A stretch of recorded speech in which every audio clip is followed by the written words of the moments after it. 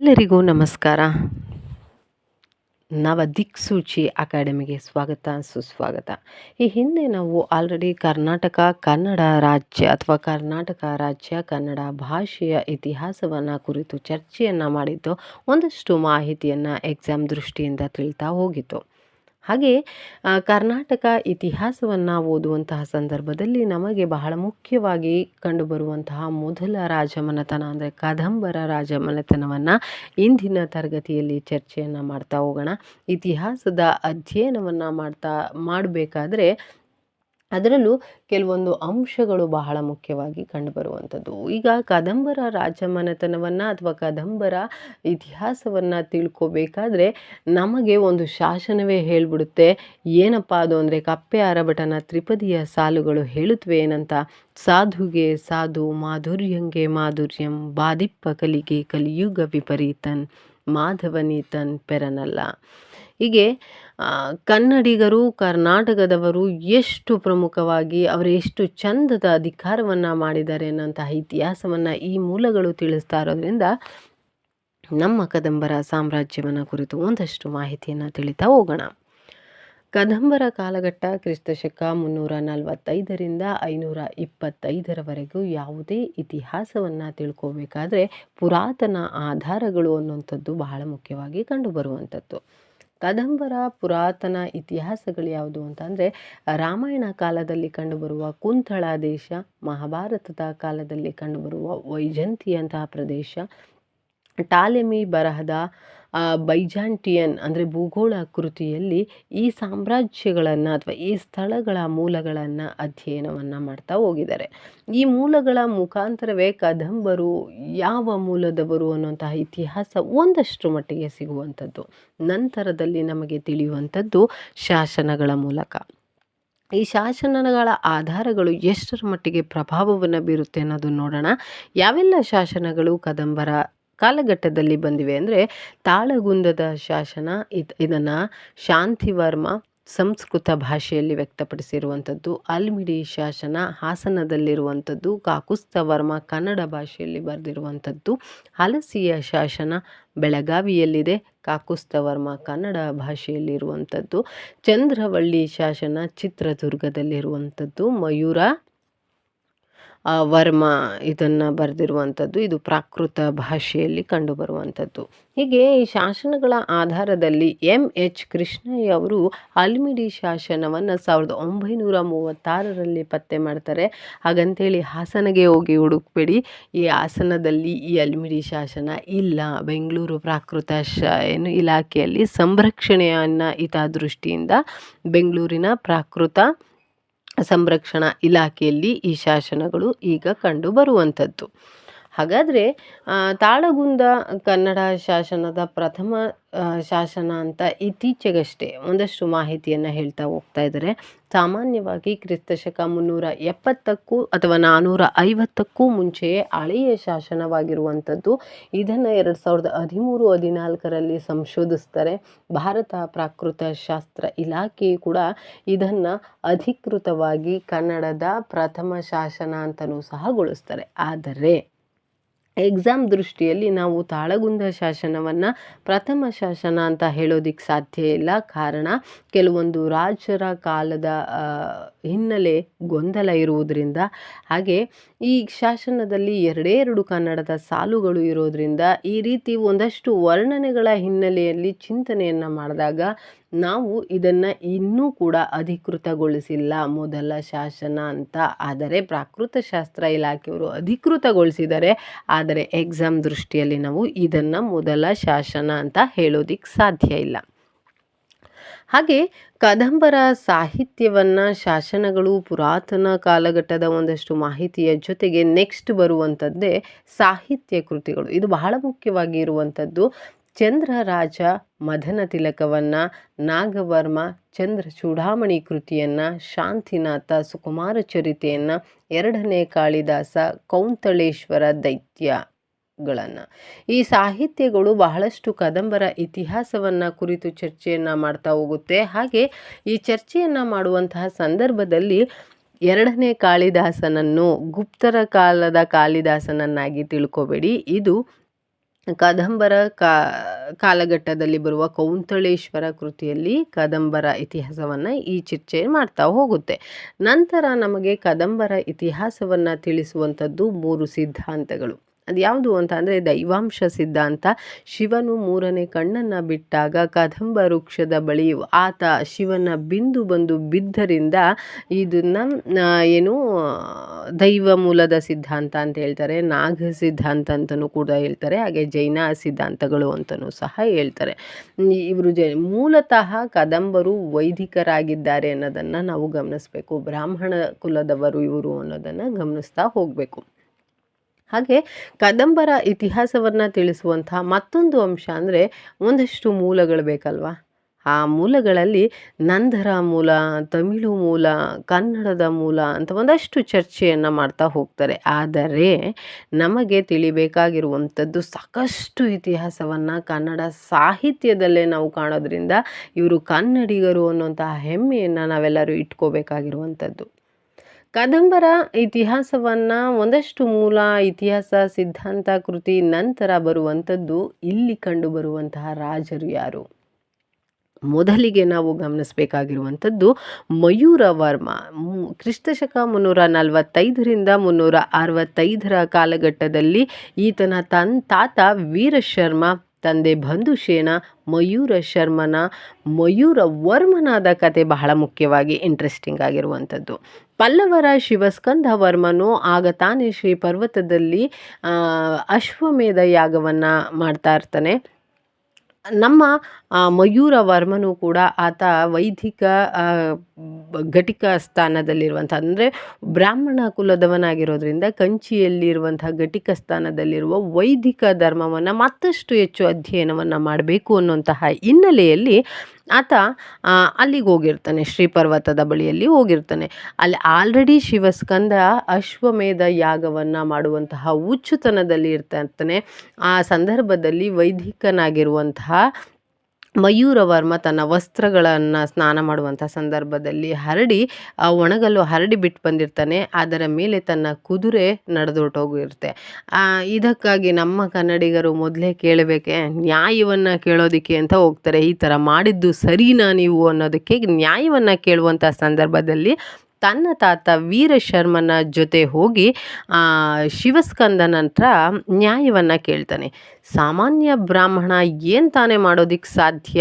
ಆತ ಏನನ್ನೂ ಮಾಡೋಕ್ಕೆ ಸಾಧ್ಯ ಇಲ್ಲ, ನೀವು ಅಶ್ವಮೇಧ ಯಾಗ ಮಾಡಿ ಅಂತ ಹೇಳಿ ಪ್ರಚೋದನೆಯನ್ನು ಮಾಡ್ತಾ ಹೋಗ್ತಾನೆ. ಈ ಪ್ರಚೋದನೆಯನ್ನು ಮಾಡಿದ ನಂತರ ಮಯೂರವರ್ಮನು ಕೂಡ ಒಂದು ರೀತಿಯಾದಂತಹ ಪ್ರಚೋದನೆಗೆ ಒಳಗಾಗಿ ಶಿವಸ್ಕಂದ ವರ್ಮನನ್ನು ಶ್ರೀ ಪರ್ವತದಲ್ಲಿ ಸೋಲಿಸ್ತಾನೆ. ಈ ಸೋಲಿಸಿದ ಮಾಹಿತಿಯನ್ನು ನಾವು ಮಳವಳ್ಳಿ ಶಾಸನದ ಪ್ರಾಕೃತ ಭಾಷೆಯಲ್ಲಿರುವ ಮಳವಳ್ಳಿ ಶಾಸನದಲ್ಲಿ ಈತ ಹೇಗೆ ಸೋಲಿಸ್ತಾ, ಯಾಕೆ ಸೋಲಿಸ್ತಾ ಅನ್ನುವಂತಹ ಒಂದಷ್ಟು ಮಾಹಿತಿ ನಮ್ಗೆ ಅದರಲ್ಲಿ ತಿಳಿತಾ ಹೋಗುತ್ತೆ. ಹಾಗಾದರೆ ಮುಂದಿನ ಅಂಶ ಏನು ಅಂದರೆ ಮಯೂರವರ್ಮನ ಸಾಮ್ರಾಜ್ಯ ವಿಸ್ತರಣೆ ಎಷ್ಟರ ಮಟ್ಟಿಗಾಗಿತ್ತು? ಉತ್ತರದಲ್ಲಿ ತ್ರೈಕೂಟರು, ಅಭೀರರು, ಪಾರಿಯಾತ್ರಿಕರು, ಶಕರು, ಮೌಖಿಕರು ಇವರೆಲ್ಲರನ್ನ ಸೋಲಿಸ್ತಾನೆ. ದಕ್ಷಿಣದಲ್ಲಿ ಪುನ್ನಾಟರು, ಸೇಂದ್ರಕರನ್ನು ಸೋಲಿಸ್ತಾನೆ. ಆದರೆ ನಾವು ಕಂಡ್ಕೋಬೇಕಾಗಿರುವಂಥದ್ದು ಬಹಳ ಮುಖ್ಯವಾಗಿ ಈ ಎಲ್ಲವನ್ನ ಮಾಡಿದ ನಂತರ ಕನ್ನಡಿಗರು, ಅದರಲ್ಲೂ ಉತ್ತರ ದಕ್ಷಿಣ ಭಾಗದಲ್ಲಿ ಸಣ್ಣ ಸಾಮ್ರಾಜ್ಯವನ್ನು ವಿಸ್ತರಿಸಿದ್ರೂ ಕೂಡ ಮಯೂರವರ್ಮನೂ ಕೂಡ ಅಶ್ವಮೇಧ ಯಾಗವನ್ನು ಕೈಗೊಳ್ತಾನೆ. ಮೊದಲ ಕನ್ನಡ ನಾಡಿನ ಅಶ್ವಮೇಧ ಯಾಗವನ್ನು ಕೈಗೊಂಡಿದ್ದ ಬಹಳ ಮುಖ್ಯ ದೊರೆ ಅಂತ ಅಂದರೆ ಮಯೂರವರ್ಮ ಅನ್ನೋದು ಎಲ್ಲರಿಗೂ ತಿಳಿಬೇಕಾಗಿರುವಂಥ ವಿಚಾರ. ನಂತರ ಕದಂಬರ ಸಾಮ್ರಾಜ್ಯದ ವಿಸ್ತರಣೆ ಎಷ್ಟರ ಮಟ್ಟಿಗೆ ಆಗಿತ್ತು ಮತ್ತು ಕನ್ನಡ ನಾಡನ್ನು ಕಟ್ಟುವಲ್ಲಿ ಕದಂಬರ ಪಾತ್ರ ಎಷ್ಟು ಮುಖ್ಯ ಅನ್ನೋದು ಕೂಡ ಬಹಳ ಮುಖ್ಯ. ಮಯೂರವರ್ಮನ ನಂತರ ಬರುವಂಥದ್ದು ಕಂಗವರ್ಮ. ಈತ ಮಯೂರವರ್ಮನ ಮಗ. ಈ ಕಂಗವರ್ಮನ ಕಾಲ 365ರಿಂದ 390ರವರೆಗೆ ಧರ್ಮ ಮಹಾರಾಜಾಧಿರಾಜ ಬಿರುದು. ನೆನಪಲ್ಲಿ ಇಟ್ಕೊಳ್ಳಿ, ಎಕ್ಸಾಮ್ ದೃಷ್ಟಿಯಿಂದ ಇದನ್ನು ಕೇಳ್ತಾ ಇದ್ರು. ಧರ್ಮ ಮಹಾರಾಜಾಧಿರಾಜ ಬಿರುದನ್ನು ಯಾರು ಪಡೆದಿದ್ದು ಅಂದರೆ ಕಂಗವರ್ಮ. ಈತ ಸಾಮಂತರ ದೊರೆಯಾಗಿರುವಂತಹ ದಂಗೆಗಳನ್ನು ನಿಯಂತ್ರಿಸುವಂತಹ ಹಿನ್ನೆಲೆಯಲ್ಲಿ ಒಂದಷ್ಟು ಪ್ರಯತ್ನವನ್ನು ಮಾಡ್ತಾ ಇರ್ತಾನೆ. ವಾಕಾಟಕರ ದೊರೆ ವಿಂಧ್ಯಸೇನನಿಂದ ಹಲವಾರು ಬಾರಿ ಯುದ್ಧಗಳನ್ನು ಅನುಭವಿಸಿ ಸೋತು ಕುಂತಳವನ್ನು ಬಿಟ್ಕೊಟ್ಬಿಡ್ತಾನೆ. ಇದು ನಮಗೆ ತಿಳಿಯುವಂಥದ್ದು ಅಜಂತದ 16ನೇ ಗುಹಾ ಶಾಸನದಲ್ಲಿ. ವಾಕಾಟಕ ಸೈನ್ಯ ಯಾಕೆ ಪ್ರಬಲ ಆಗಿತ್ತು ಅನ್ನೋದು ಮುಂದೆ ನಾನು ನಿಮಗೆ ತಿಳಿಸ್ತಾ ಹೋಗ್ತೀನಿ. ಈ ಸೈನ್ಯದಿಂದ ಸೋತಂತಹ ಕಂಗವರ್ಮ ಸೋಲನ್ನು ಅನುಭವಿಸ್ತಾನೆ ಅನ್ನುವಂತಹ ಆಧಾರ ಸಿಕ್ಕಿದ ನಂತರ ಕಂಗವರ್ಮನ ನಂತರ ಬರುವಂಥದ್ದು ಭಗೀರಥ ವರ್ಮ. ಈ ಭಗೀರಥ ವರ್ಮ 390ರಿಂದ 415ರವರೆಗೂ ತನ್ನ ಆಳ್ವಿಕೆಯನ್ನು ಮಾಡ್ತಾನೆ. ಗುಪ್ತರ 2ನೇ ಚಂದ್ರಗುಪ್ತ ಅಂದರೆ ವಿಕ್ರಮಾದಿತ್ಯ ಅಂತಲೂ ಸಹ ಕರೀತಾರೆ. ಈ ಸಮಕಾಲನಾಗಿದ್ದವನು ಈ ಭಗೀರಥ ವರ್ಮ. ವಾಕಾಟಕರು ಪುನಃ ಯುದ್ಧವನ್ನು, ಯಾಕೆಂದರೆ ವಾಕಾಟರಿಗೆ ಗುಪ್ತರು ಬಹಳ ಪ್ರಬಲವನ್ನು ಅಂದರೆ ಒಂದಷ್ಟು ಬೆಂಬಲವನ್ನು ನೀಡ್ತಾ ಇರ್ತಾರೆ. ಹಾಗಾಗಿ ಆತ ಕುಂತಳವನ್ನು ಪಡೆದುಕೊಂಡಿರ್ತಾನೆ ಅವ್ರ ಅಪ್ಪನ ಬಳಿ. ಅದಕ್ಕೋಸ್ಕರ ಈತ ಏನು ಮಾಡ್ತಾನೆ ಅಂತ ಅಂದರೆ, ವಾಕಾಟಕರು ಮತ್ತು ಗುಪ್ತರ ಸಂಬಂಧ ಹೇಗಿರುತ್ತೆ ಅಂದರೆ, ಗುಪ್ತರ ಮಗಳನ್ನು ವಾಕಾಟಕರಿಗೆ ಕೊಟ್ಟಿರೋದ್ರಿಂದ ಸಂಬಂಧ ಬಹಳಷ್ಟು ಗಟ್ಟಿಯಾಗಿರೋದ್ರಿಂದ ಈ ಎರಡೂ ಸೇನೆಗಳು ಪದೇ ಪದೇ ಕದಂಬರ ಮೇಲೆ ದಾಳಿಯನ್ನು ಮಾಡ್ತಾ ಇರುವಂತಹ ಸಂದರ್ಭದಲ್ಲಿ ಭಗೀರಥ ವರ್ಮ ಪುನಃ ವಾಕಾಟಕರ ವಿರುದ್ಧ ಯುದ್ಧವನ್ನು ಮಾಡ್ತಾ ಹೋಗ್ತಾನೆ. ಅದರಲ್ಲಿ ವಾಕಾಟಕರನ್ನು ಸೋಲಿಸಿ ಕುಂತಳ ಪ್ರದೇಶ, ತನ್ನ ಅಪ್ಪ ಕಳೆದುಕೊಂಡಂತಹ ಕುಂತಳ ಪ್ರದೇಶವನ್ನು ವಶಪಡಿಸ್ಕೋತಾನೆ. ಈ ಮಾಹಿತಿ ಕೂಡ ನಮಗೆ 2ನೇ ಕಾಳಿದಾಸನ ಕೌಂತಳೇಶ್ವರ ಕೃತಿಯಲ್ಲಿ ಇದನ್ನು ನಾವು ತಿಳಿತಾ ಹೋಗ್ಬೋದು. ಈತನ ನಂತರ ಬರುವಂಥದ್ದು ರಘುಪತಿ ವರ್ಮ. ರಘುಪತಿ ವರ್ಮನೂ ಸಹ ಭಾಳ ಮುಖ್ಯವಾದಂತಹ ದೊರೆಯಾಗಿರ್ತಾನೆ. 415 ಮತ್ತು 435ರವರೆಗೂ ಈತನ ಕಾಲಘಟ್ಟ. ಪಲ್ಲವರು ಯುದ್ಧದಲ್ಲಿ ಮರಣವನ್ನು ಹೊಂದಲಿಕ್ಕೆ ಅಥವಾ ರಘುಪತಿ ವರ್ಮನಿಗೆ ಗಂಡು ಮಕ್ಕಳಿಲ್ಲದ ಕಾರಣ ಕಾಕುಸ್ಥ ವರ್ಮ ಅಧಿಕಾರಕ್ಕೆ ಬರ್ತಾನೆ. ಆದರೆ ಪಲ್ಲವರು ಯುದ್ಧ ಮಾಡುವಂತಹ ಸಂದರ್ಭದಲ್ಲಿ ಈ ರಘುಪತಿ ವರ್ಮ ಏನಾಗ್ತಾನೆ, ಅಕಾಲಿಕವಾದ ಮರಣವನ್ನು ಹೊಂದುತ್ತಾನೆ. ಬಹಳ ಮುಖ್ಯವಾದಿ ಕದಂಬರ ಸಾಮ್ರಾಜ್ಯದಲ್ಲಿ ಕಾಕುಸ್ಥ ವರ್ಮನ ಪ್ರಭಾವ ಎಷ್ಟರ ಮಟ್ಟಿಗಿತ್ತು. ಕಾಕುಸ್ಥ ವರ್ಮ ಮಯೂರ ವರ್ಮನಷ್ಟೇ ಪ್ರಬಲನಾಗಿದ್ದ ಅನ್ನೋದನ್ನು ಬಹಳ ಮುಖ್ಯವಾಗಿ ತಿಳ್ಕೊಬೇಕಾಗಿರುವಂಥ ಅಂಶ. ಏನಪ್ಪ ಅಂತ ಅಂದರೆ, ಕಾಕುಸ್ಥ ವರ್ಮ ಕ್ರಿಸ್ತಶಕ 435ರಿಂದ 455ರವರೆಗೂ ಕದಂಬರ ಪ್ರಸಿದ್ಧ ದೊರೆ ಅನ್ನೋದನ್ನೇ ಬಹಳ ಮುಖ್ಯವಾಗಿ ಗಮನಿಸ್ಬೋದು. ಈತನ ಕಾಲದಲ್ಲಿ ಅಲ್ಮಿಡಿ ಶಾಸನ, ಅಲಸಿಯ ಶಾಸನ ರಚನೆಯನ್ನು ನಾವು ನೋಡ್ತಾ ಹೋಗ್ಬೋದು. ಇದರ ರಚನೆಕಾರ ಕುಬ್ಜ ಕವಿ ಅನ್ನುವಂಥವನು ತಾಳಗುಂದ ಶಾಸನದಲ್ಲಿ ಕದಂಬ ಕುಲ ಶಿರೋಮಣಿ ಅಂತ ಯಾರನ್ನು ವರ್ಣಿಸ್ತಾರೆ ಅನ್ನೋದನ್ನು ಬಹಳ ಮುಖ್ಯವಾಗಿ ಗಮನಿಸಿ. ಕಾಕುಸ್ಥ ವರ್ಮನನ್ನು ಎಕ್ಸಾಮ್ ದೃಷ್ಟಿಯಲ್ಲಿ ಬಹಳಷ್ಟು ಅಂಶಗಳು ಇದಕ್ಕೆ ಬಹಳ ಪೂರಕವಾಗಿರುವಂಥದ್ದು. ಕಾಕುಸ್ಥ ವರ್ಮ ಅತಿ ಹೆಚ್ಚು ಯುದ್ಧವನ್ನೇನು ಮಾಡಿಲ್ಲ ಆತ, ಆದರೆ ಹೋರಾಟವನ್ನು ಮಾಡಿಲ್ಲ ಅಂದರೂ ಕೂಡ ಕಾಕುಸ್ಥ ವರ್ಮನನ್ನು ಕದಂಬ ಸಾಮ್ರಾಜ್ಯದ ಪ್ರಬಲ ದೊರೆ ಅಂತ ಯಾಕೆ ಹೇಳ್ತೀವಿ ಅಂದರೆ, ಗುಪ್ತರು, ವಾಕಾಟಕರು, ಅಲೂಪರು, ಗಂಗರು ಇವರ ನಡುವೆ ಶತ್ರುತ್ವವನ್ನು ಬೆಳೆಸುವ ಬದಲು ಶತ್ರುತ್ವವನ್ನು ಮಿತ್ರತ್ವ ಬಾಂಧವ್ಯವನ್ನು ಬೆಳೆಸಬೇಕು ಅನ್ನುವಂತಹ ಬಾಂಧವ್ಯವನ್ನು ಇಟ್ಕೊಂಡು ಆತ ಸಂಬಂಧವನ್ನು ಬೆಳೆಸಿ ಉತ್ತರದಿಂದ ದಕ್ಷಿಣದವರೆಗೂ ಒಂದಷ್ಟರ ಮಟ್ಟಿಗೆ ಪ್ರಬಲನಾಗಲಿಕ್ಕೆ ಕಾರಣ ಆಗ್ತಾನೆ. ಗುಪ್ತರಲ್ಲಿ ಸ್ಕಂದಗುಪ್ತನಿಗೆ ತನ್ನ ಮಗಳನ್ನು ಕೊಟ್ಟು ಮದುವೆ ಮಾಡ್ತಾನೆ. ವಾಕಾಟಕರಿಗೆ ನರೇಂದ್ರ ಸೇನನಿಗೆ ಅಜಿತ ಭಟ್ಟಾರಿಕೆ ಅನ್ನೋಂಥ ಮಗಳನ್ನು ಕೊಟ್ಟು ಮದುವೆ ಮಾಡ್ತಾನೆ. ಅಲೂಪರಿಗೆ ಪಶುಪತಿ ಅನ್ನೋಂಥ ವ್ಯಕ್ತಿ ಲಕ್ಷ್ಮಿ ಮಗಳನ್ನು ಕೊಟ್ಟು ಮದುವೆಯನ್ನು ಮಾಡ್ತಾನೆ. ಗಂಗರ 2ನೇ ಮಾಧವನಿಗೆ ತನ್ನ ಮಗಳನ್ನು ಕೊಟ್ಟು ಸಂಬಂಧವನ್ನು ಬೆಳೆಸ್ತಾ ಇರ್ತಾನೆ. ಈ ರೀತಿ ಸಂಬಂಧವನ್ನು ಬೆಳೆಸೋದ್ರಿಂದ ತನ್ನ ಸಾಮ್ರಾಜ್ಯವನ್ನು ಒಂದಷ್ಟರ ಮಟ್ಟಿಗೆ ಪ್ರಬಲವನ್ನಾಗಿ ಇಟ್ಕೊಳ್ಳಿಕ್ಕೆ ಸಾಧ್ಯ ಆಯಿತು. ಈತ ಅಷ್ಟೇನು ಹೋರಾಟ ಮಾಡಿಲ್ಲ, ಆದರೆ ಫ್ಯಾಮಿಲಿ ಅನ್ನೋಂಥ ಸಂಬಂಧ ಅನ್ನೋದನ್ನು ಬೆಸೆದು ಸಾಮ್ರಾಜ್ಯವನ್ನು ತನ್ನ ಹತೋಟಿಯಲ್ಲಿ ಇಟ್ಕೊಂಡಿದ್ದ ಅನ್ನೋದು ಬಹಳ ಮುಖ್ಯವಾಗಿರುವಂಥ ಅಂಶ. ನೆಕ್ಸ್ಟು ನಾವು ಫ್ಯಾಮಿಲಿ ಟ್ರೀ ಅನ್ನೋದನ್ನು ಬಹಳ ಮುಖ್ಯವಾಗಿ ಗಮನಿಸಬೇಕು. ಮಯೂರ ವರ್ಮನ ನಂತರ ಬರುವಂಥದ್ದು ಕಂಗವರ್ಮ ನಂತರ ಬರೋದು ಭಗೀರಥ ವರ್ಮ, ನಂತರ ರಘುಪತಿ ವರ್ಮ, ಅದ ನಂತರ ಕಾಕುಸ್ಥ ವರ್ಮ. ಹೀಗೆ ಒಂದು ರೀತಿಯಾದ ಸ್ಟ್ರೈಟಾಗಿ ಬರ್ತಾ ಇರುವಂತಹ ಸಂದರ್ಭದಲ್ಲಿ ಕದಂಬ ಸಾಮ್ರಾಜ್ಯ ವಿಭಜನೆಯನ್ನು ಪಡ್ಕೊಳ್ಳುತ್ತೆ. ಬನವಾಸಿ ಶಾಖೆ, ಶ್ರೀಪರ್ವತ ಶಾಖೆ, ಉಜ್ಜಂಗಿ ಶಾಖೆಯಾಗಿ ವಿಭಜನೆಯನ್ನು ಹೊಂದುತ್ತೆ. ಈ ವಿಭಜನೆ ವಿಭಜನೆಯನ್ನು ಹೊಂದುವಂತಹ ಸಂದರ್ಭದಲ್ಲಿ ನಾವು ಗಮನಿಸಬೇಕಾಗಿರುವುದು ಬನವಾಸಿ ಶಾಖೆಯಲ್ಲಿ ಶಾಂತಿವರ್ಮ, ಮೃಗೇಶವರ್ಮ, ರವಿವರ್ಮ ಹಾಗೂ ಹರಿವರ್ಮ ಅನ್ನೋದನ್ನು ನಾವು ಗಮನಿಸ್ತಾ ಹೋಗ್ಬೋದು. ಹಾಗೆ ಶ್ರೀಪರ್ವತ ಶಾಖೆಯಲ್ಲಿ 1ನೇ ಕೃಷ್ಣವರ್ಮ, ವಿಷ್ಣುವರ್ಮ, 2ನೇ ಕೃಷ್ಣವರ್ಮ, 2ನೇ ವಿಷ್ಣುವರ್ಮ, ಭೋಗಿವರ್ಮ, ವಿಷ್ಣುವರ್ಮ. ಉಚ್ಚಂಗಿ ಶಾಖೆಯಲ್ಲಿ ಕುಮಾರ ವರ್ಮ ಹಾಗೆ ಇನ್ನೊಬ್ರು ಅಂದರೆ ಮಾಧ್ಯಾಂತ್ಯವರ್ಮ ಅನ್ನೋಂಥವ್ರನ್ನ ನಾವು ಗಮನಿಸ್ತಾ ಹೋಗ್ಬೋದು. ಹೀಗೆ ತನ್ನ ಸಾಮ್ರಾಜ್ಯವನ್ನು ಒಂದಷ್ಟು ಪ್ರಬಲವಾಗಿ ವಿಭಜನೆಯನ್ನು ಮಾಡ್ತಾ ಹೋಗ್ತಾರೆ. ಈ ವಿಭಜನೆ ಮಾಡಿದ ನಂತರ ನಮಗೆ 11ನೇ ಶತಮಾನದವರೆಗೂ ಕದಂಬರ ಸಾಮ್ರಾಜ್ಯ ಅಸ್ತಿತ್ವದಲ್ಲಿತ್ತು, ಕದಂಬರ ಕಾಲ ಅಲ್ಲಿವರೆಗೂ ಮುಂದುವರಿದಿತ್ತು ಅನ್ನುವಂತಹ ಅಂಶಗಳು ಗಮನಿಸಬೇಕಾಗಿರುವಂತಹ ಒಂದಷ್ಟು ಮಾಹಿತಿ. ಈ ಎಲ್ಲ ಕಾಕುಸ್ಥವರ್ಮನ ನಂತರ ಅಧಿಕಾರಕ್ಕೆ ಬರುವಂಥದ್ದು ಶಾಂತಿವರ್ಮ. ಏನು ನೀವು ಇನ್ನೂ ಒಂದು ಗಮನಿಸಬೇಕು, ನಾನು ಹಿಂದೆ ಹೇಳಿದೆ ಶಾಖೆಗಳಾಗಿ ವಿಭಜನೆಯನ್ನು ಹೊಂದುತ್ತಾರೆ ಅಂತ. ಶಾಖೆಗಳಾಗಿ ವಿಭಜನೆ ಹೊಂದಿದ ನಂತರ ಮತ್ತೊಂದು ಮಾಹಿತಿ, ಆನಗಲ್ ಕದಂಬರು, ಗೋವಾ ಕದಂಬರು, ಚಂದಾವರ ಕದಂಬರು ಅನ್ನೋ ಹೆಸರುಗಳಲ್ಲಿಯೂ ಸಹ ಇಲ್ಲಿಯೂ ಸಹ ತನ್ನ ಸಾಮ್ರಾಜ್ಯವನ್ನು ಆಳ್ವಿಕೆಯನ್ನು ಮಾಡ್ತಾಯಿದ್ರು ಅನ್ನೋದನ್ನು ನಾವು ಗಮನಿಸ್ತಾ ಹೋಗಬೇಕು. ನಂತರ ಕಾಕುಸ್ಥವರ್ಮನ ನಂತರ ಬರುವಂಥದ್ದು ಶಾಂತಿವರ್ಮ. ಈತನ ಕಾಲಘಟ್ಟ ಕ್ರಿಸ್ತಶಕ 455ರಿಂದ 460ರವರೆಗೂ ಈತನ ಆಳ್ವಿಕೆಯನ್ನು ನಡೆಸ್ತಾನೆ. ತಾಳಗುಂದ ಶಾಸನದ ರಚನೆಯಕಾರ ಈತ. ಯಾಕೆ ಈತ ಶಾಂತಿವರ್ಮನನ್ನು ನಾವು ಬಹಳಷ್ಟು ಪ್ರಮುಖ ಅಂತ ಹೇಳೋದಕ್ಕೆ ಸಾಧ್ಯ ಅಂದರೆ, ಕದಂಬರ ಸಾಮ್ರಾಜ್ಯದ ವಿವರಣೆಯನ್ನು ಅಂದರೆ ಕದಂಬರ ಮೂಲದ ವಿವರಣೆಯನ್ನು ಈತ ಹೇಳ್ತಾ ಹೋಗ್ತಾ ಇರ್ತಾನೆ. ಇವನನ್ನು ಕೂಡ ವೈಜಂತಿ ತಿಲಕ ಎಂದು ಕೂಡ ಈತನನ್ನು ಸಹ ವರ್ಣಿಸ್ತಾರೆ. ಹಾಗೆ ಕದಂಬರ ಮೂಲ ವಿವರಣೆಯ ಜೊತೆಗೆ ಇವನ ಕಾಲದಲ್ಲಿ ಕದಂಬ ರಾಜ್ಯ ಅಂದರೆ 1ನೇ ಕೃಷ್ಣವರ್ಮ ಶ್ರೀಪರ್ವತ ಶಾಖೆಯನ್ನು ಹಾಗೂ ಕುಮಾರವರ್ಮ ಉಚ್ಚಂಗಿ ಶಾಖೆಯನ್ನು ಆಳ್ವಿಕೆಯನ್ನು ಮಾಡ್ತಾ ಹೋಗ್ತಾರೆ. ಅಲ್ಲಿಗೆ ಉಚ್ಚಂಗಿ ಶಾಖೆ ಒಂದಷ್ಟರ ಮಟ್ಟಿಗೆ ಅವನತಿ ಹತ್ರ ತಲುಪುತ್ತೆ. ನಂತರ ಬರುವಂಥವನೇ ಮೃಗೇಶವರ್ಮ.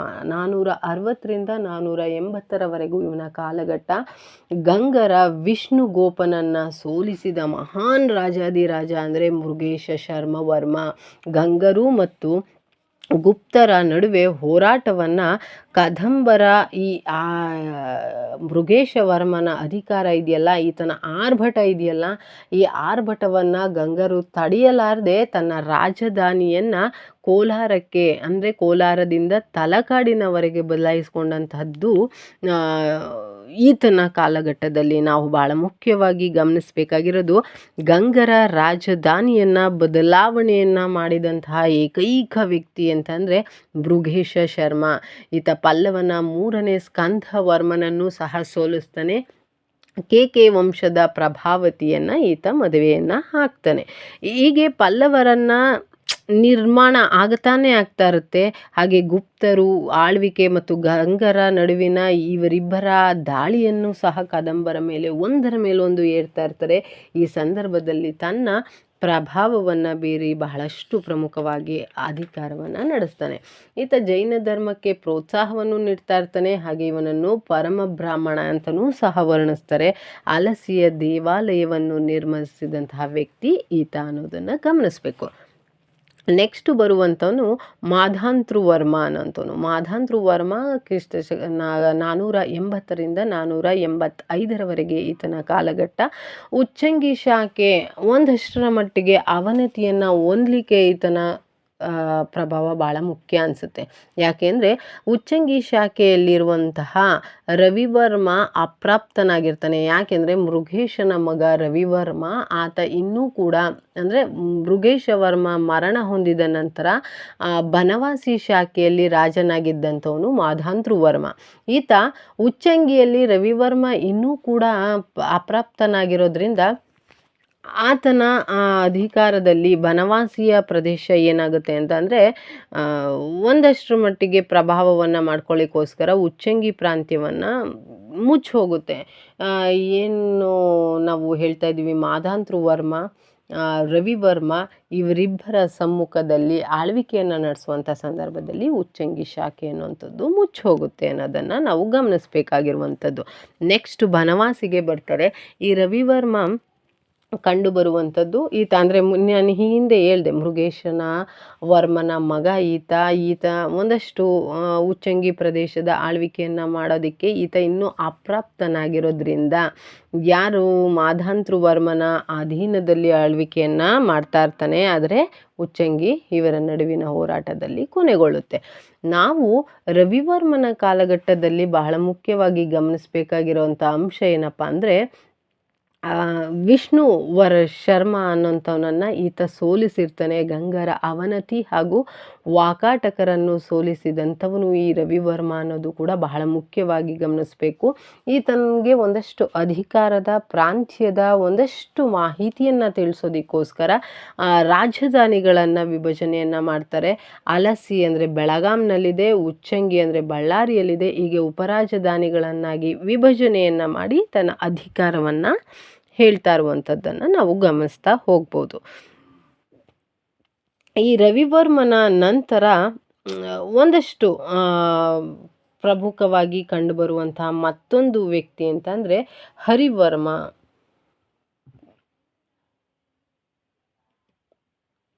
ಹರಿವರ್ಮನ ಕಾಲಘಟ್ಟ 519ರಿಂದ 525. ಆ್ಯಕ್ಚುಲಿ ಕದಂಬ ಸಾಮ್ರಾಜ್ಯದ ಕೊನೆಯ ದೊರೆ ಅಂತಲೂ ಸಹ ಇವನನ್ನು ಕರಿತಾ ಹೋಗ್ತೀವಿ. ಯಾಕೆ ಅಂತ ಅಂದರೆ, ಬನವಾಸಿ ಹಾಗೂ ಕದಂಬರ ನಡುವೆ ಒಂದಷ್ಟು ಕುಟುಂಬ ಕಲಹ ಉಂಟಾಗಲಿಕ್ಕೆ ಕಾರಣ ಆಗುವಂಥ ಸಂದರ್ಭ ಇದು. ಇವನ ಕಾಲಘಟ್ಟದಲ್ಲಿ 2ನೇ ಕೃಷ್ಣವರ್ಮ ಶ್ರೀಪರ್ವತ ಶಾಖೆಯಲ್ಲಿರ್ತಾನೆ. ಈತನ ದಾಳಿ ಹರಿವರ್ಮನ ಬನವಾಸಿಯಲ್ಲಿ ನಡೀತಾ ಹೋಗುತ್ತೆ. ಈ 2ನೇ ಕೃಷ್ಣವರ್ಮ ಇವನು ಬಾದಾಮಿ ಚಾಲುಕ್ಯರ ಅಂದರೆ 1ನೇ ಪುಲಕೇಶಿಯನ್ನು ಕೊಂದು ಬಂದಿರ್ತಂಥದ್ದು ಪರಮಾಧಿಕಾರವನ್ನು ಉಳಿಸ್ಕೊಂಡಿರುವಂತಹ ವ್ಯಕ್ತಿ ಈತ.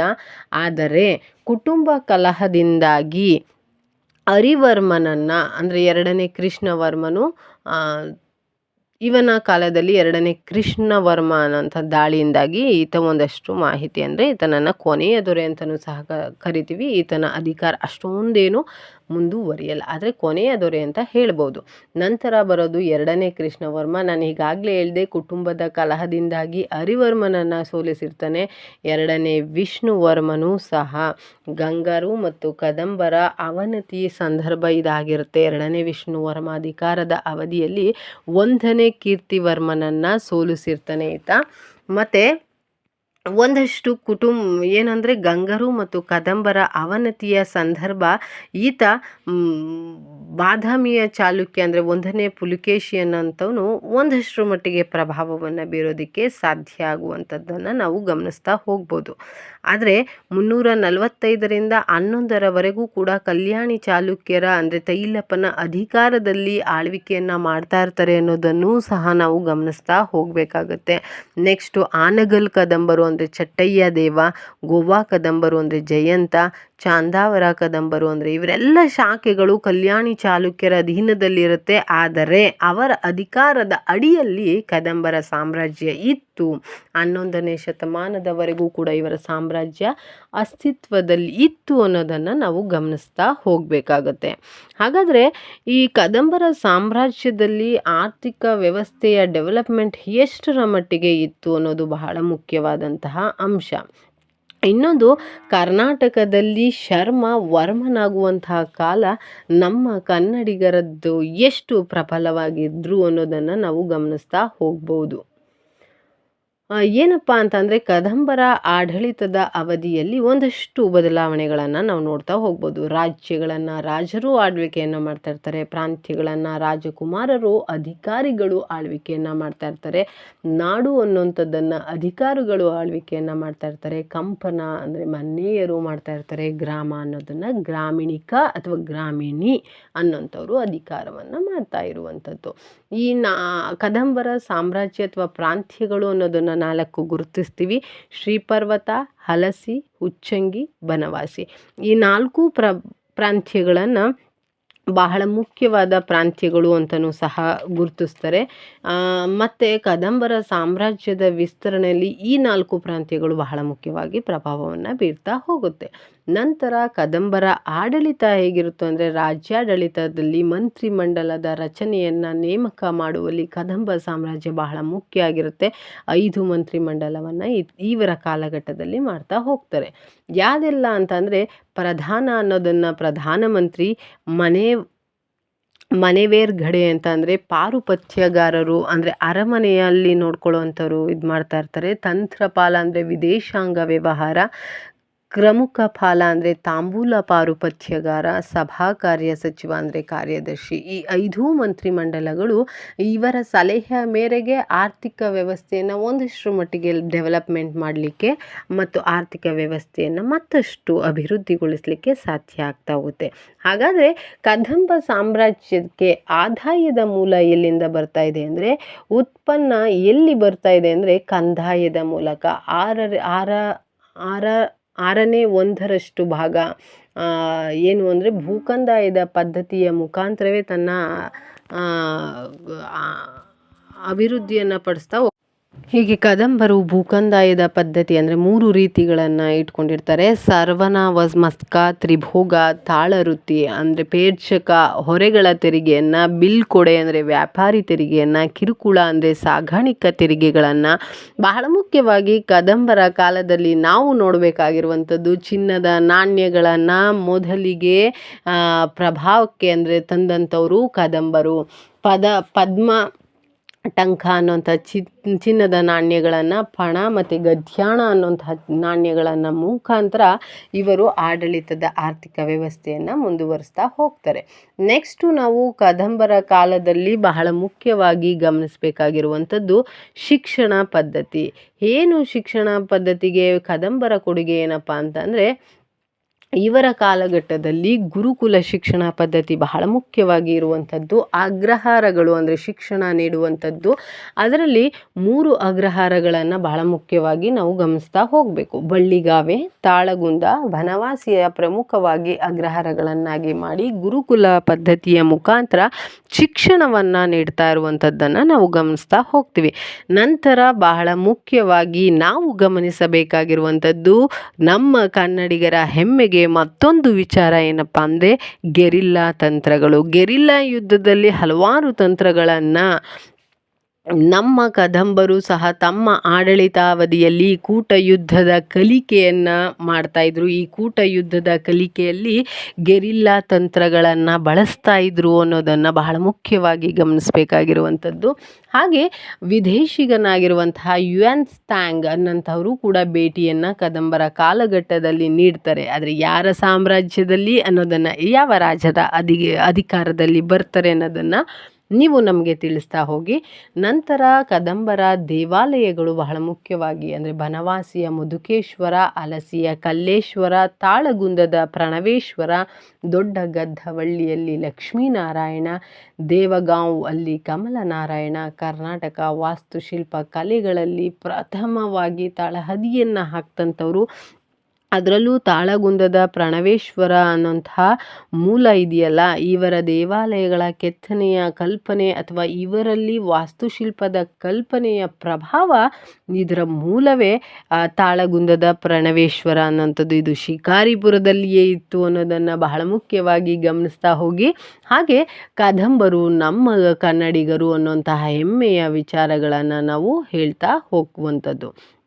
ಹೀಗೆ ಕದಂಬರ ಇತಿಹಾಸದ ದೇವಾಲಯಗಳ ನಂತರ ನಾವು ಕಾಣಬೇಕಾಗಿರುವಂಥದ್ದು ಒಂದಷ್ಟು ಮಾಹಿತಿ ಏನಂದರೆ, ಎಕ್ಸಾಮ್ ದೃಷ್ಟಿಯಿಂದ ಆರವೇಲಂ ಅಂದರೆ ಗೋವಾದಲ್ಲಿ 3 ಹಿಂದೂ ಗುಹಾಂತರ ದೇವಾಲಯಗಳನ್ನು ನೋಡ್ತಾ ಹೋಗ್ತೀವಿ. ಹರಿವರ್ಮನ ಗುಡ್ನಾಪುರ ಜೈನ ಬಸದಿಯನ್ನು ನಿರ್ಮಿಸಿರ್ತಾರೆ. ಮೃಗೇಶ ಶರ್ಮನು ಅಲಸಿಯಲ್ಲಿ ಜೈನ ಬಸದಿಯನ್ನು ನಿರ್ಮಿಸ್ತಾ ಹೋಗಿರ್ತಾನೆ. ಹೀಗೆ ದೇವಾಲಯಗಳು ಸಹ ಎಕ್ಸಾಮ್ ದೃಷ್ಟಿಯಲ್ಲಿ ನಾವು ಗಮನಿಸಬೇಕಾಗಿರುವಂಥದ್ದು. ಅರವೇಲಂ ಅನ್ನೋಂಥದ್ದನ್ನು ಎಕ್ಸಾಮಲ್ಲಿ ಕೇಳಿದ್ದಾರೆ. ಮತ್ತು ಒಂದಷ್ಟು ಮಾಹಿತಿಯನ್ನು ತಿಳಿತಾ ಹೋಗಿ. ನಂತರ ಬಹಳ ಮುಖ್ಯವಾಗಿ ಕಾದಂಬರು ನಮ್ಮ ಕನ್ನಡಿಗರು, ನಮ್ಮ ಕರ್ನಾಟಕದವರು ಅಂತ ಹೇಳುವಷ್ಟು ಇನ್ನೆಷ್ಟು ಬೇಕ್ರಿ ಇತಿಹಾಸ. ಇದಿಷ್ಟೇ ಸಾಲಲ್ಲ ಅಂತ ಅಂದರೆ ಪ್ರಚಲಿತ ಘಟನೆಗಳಲ್ಲಿ ಕದಂಬರ ಪ್ರಭಾವ ಹೇಗಿತ್ತು ಅನ್ನೋದನ್ನು ಗಮನಿಸ್ತಾ ಹೋಗಿ.